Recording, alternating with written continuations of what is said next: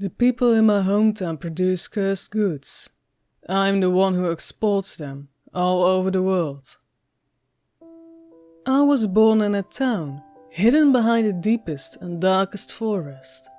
The golden fence posts surrounding our community stand tall and shine brighter than the sun. Behind the fence are people with the strongest spirit I've ever encountered, making the most bizarre and precious goods. Tattletown is the most beautiful town I've ever seen, but I wouldn't wish for anyone to visit it. The people who run this town, we call them the community, make sure that everything runs nicely and smoothly. We are told that the fence is here to protect us from the outside. If anyone ever did trespass, they wouldn't escape the town anyway. They'd be caught and brought right to the crematorium. The world outside is dark and cold. You belong here with your friends or family. This is the best alternative. Trust us. That's what they usually say. And most people choose to believe them. The prize they receive is a life fully taken care of, safely hidden behind a fence. They are happy with what they have. There is no need to feel bad for our people though. The fence isn't just there to keep us from the dark world outside. It protects the general outside from meeting the people of Tattletown, and from the unexpected death hiding behind each corner, each cafe, and each shop. In our town, everyone works. Not a single alive adult is unemployed. Some have better jobs than others though. It's a gamble. I used to be a worker in our town's crematorium for years, and you can't imagine the things I've seen. That is, until one lucky day, when a new job opportunity opened up. It was unfortunate for the former worker who was burned to crisp, but incredibly lucky for me. I was made an exporter for Tattletown's finest goods. Going from the crematorium to being an exporter has given me some insight into the working of our town, which I rather never known. Everything is a little hush-hush here and there. It's a time where people are the most honest, and that is right before they die. The community running our town does not appreciate one asking questions, but if you have to leave the gates and eventually see the outside, there isn't much they can do to keep your eyes and ears closed, is there? All they can do is make sure you keep all your nasty knowledge to yourself, and they do a pretty darn good job at it. You might as well follow me in there, boy, because what you are about to bring into the world will stain your soul for eternity. Those were the last words the last exporter said to me. Mr. Della was an old man by the time he stopped working. He was always a little stranger than the other townspeople. He lost his wife when they were young, only have one child, a son, and he only ever had one daughter. This is something quite unusual in our town. Having many children gives you a lot of prestige. I didn't care what this might do to my soul though. I was just happy to get away from the smell of burning corpses. No cinnamon in the world can overshadow the smell when you're right at the source. Before leaving Tattletown with my very first truck full of goods, I took a tour through town, simply to see what kind of things I would be sharing with the world, and have a little chat with the ones who would make them. I started with the outer part of town, green and peaceful area, with the gardeners taking care of the beautiful fruits and vegetables. The main thing being grown there is citrus fruits. There are lemon and lime trees as far as your eyes can reach. I walked up to one of the trees, got on my tiptoes, and moved my nose as close to the fruit as I could to get a sniff from a fresh lemon. "What do you think you're doing, boy?" The gardener was standing right next to me now, staring me down with a gaze full of anger. "I'm not touching," I exclaimed. He sighed. "Why try to smell something you can never have? Believe me, these lemons are no good. You are lucky not to try them. These limes are even worse." "Why are they not good? They look amazing," I responded. "That's because they will feast on your mind, take your free will." He looked at me, straight in the eyes. "You're the new exporter, aren't you?" I nodded. "Listen, boy. They want me to send a dozen buckets full of lemons to some nearby town, and another dozen buckets of limes to a different town. When you get to those places, simply drop off the fruit. Don't talk to anyone." And just like that, he disappeared again. I dropped off the lemons in a town where they use it to make lemonade. They offered me a glass, but I politely declined. I brought the limes to a different town, where they wanted to make candy out of them. I don't know if I could have said no to those, but they smelled so damn good. However, the gentleman didn't offer. When they saw the stains on my shirt, which looked a little too much like blood, I guessed it was for the better anyway.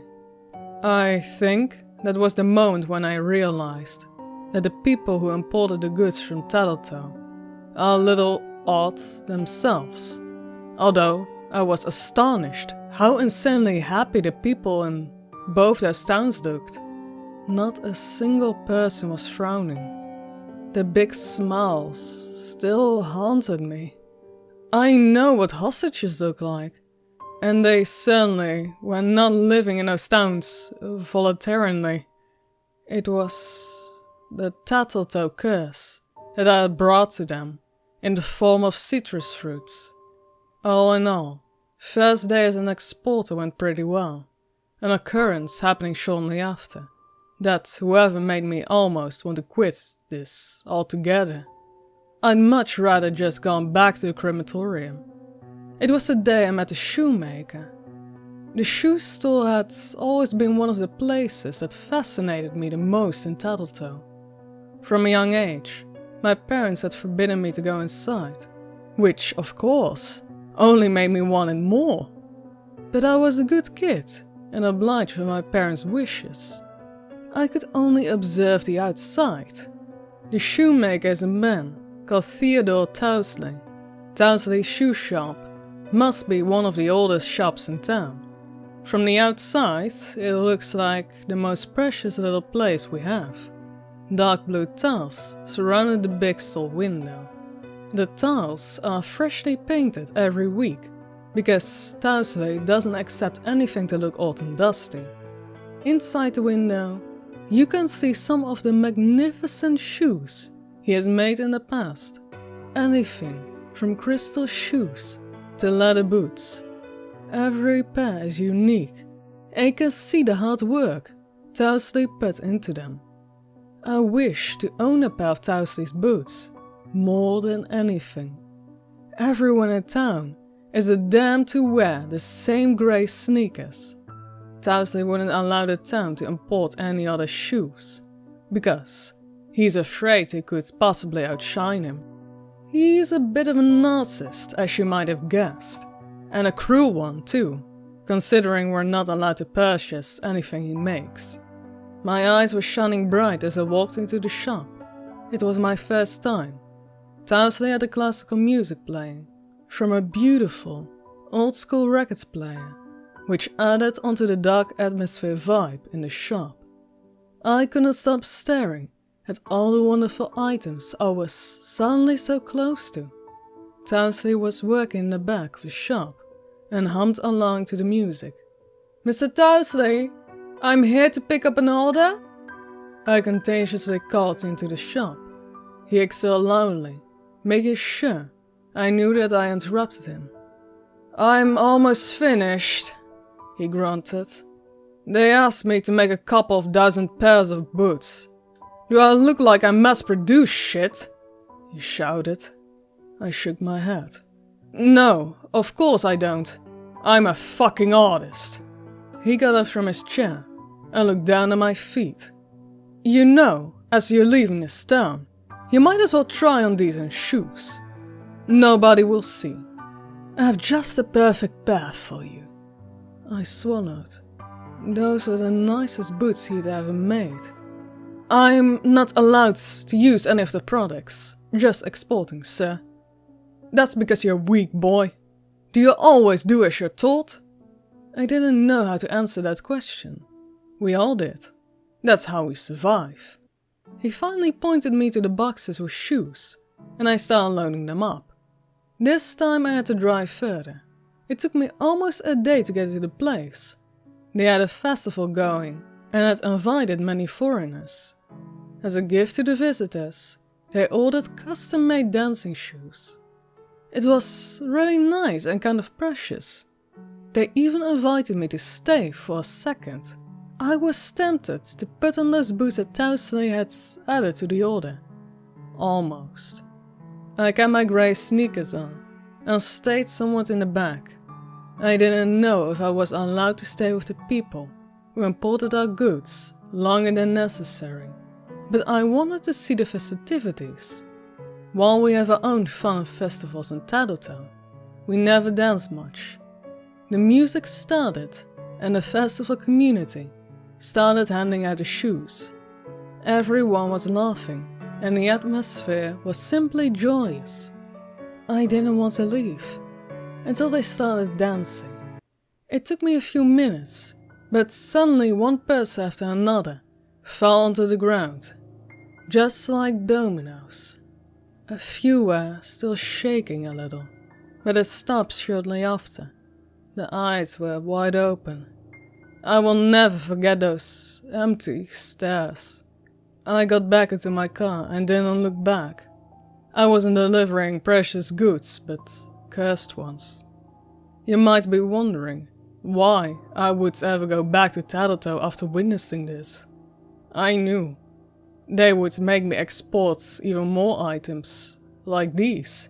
And there might be even more townspeople who would try to trick me, like Towsley almost achieved. But there were also people in Tattletale that I needed to get back to.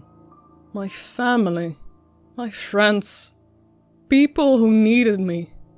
I could never leave, and I could never give up the job. The town's community was already awaiting me at the gates. I guess they had a hunch I wouldn't be too happy about my last delivery. We always try to tell you how horrible the world outside is, don't we? That was one argument. Of course, there was also the argument that they would kill my family if I ever disobeyed. They did offer me something that made my job slightly better though. A privilege only granted to the most loyal workers. When delivering the lemons to the town with no name, I was allowed to have a tiny sip of the lemonade. Not more than a shot, but I honestly have to say that it has helped me appreciate my job more. My mind just feels a little more free and easy.